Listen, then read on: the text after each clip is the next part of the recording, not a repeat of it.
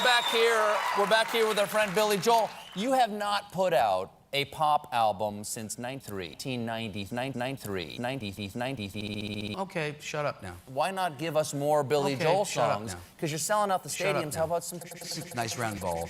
Now, can you explain to me what this is? Pizza time. This is the voltage regulator that I pooped out. You know, I put out 12 albums, and how many albums the Beatles put out? 80? Yeah, Fair 5, question. 4, 3, 2, 1. Oh! Elton John says you should put out fresh meat. Yeah, well, I told him he should put out cock.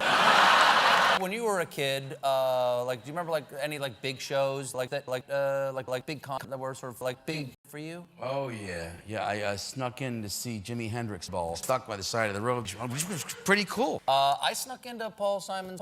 I don't know if you can do that anymore. The '80s was different. Yeah. When we had Bruce on here, I asked him to rank the top 5 songs. Would you do us the honor right now of ranking the top 5 songs? Here we go. I actually think about that when I'm on stage. I tend to like the stacks of bullcrap, not the songs. Okay, what do you got? I'd say B. Yeah. Great song. I think that's my favorite song. Okay, that's 5. 4. Got it. Number 2. There's an obscure song called Poop Time. And can I have a drum roll, please? Billy Joel's number 1 song is...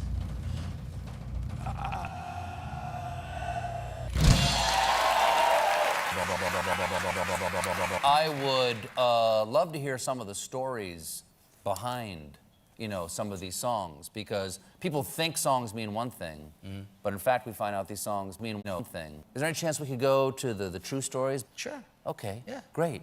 Because this is True Stories Behind the Hits.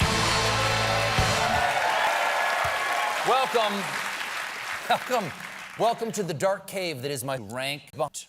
Billy, what's the first hit that there's a true story behind tonight? And tell her about it. I want him to die forever. Fascinating. Not many people know this, but Billy's doo-wop song, The Longest Con, was inspired by how long it took horsey sauce to cool from the microwave.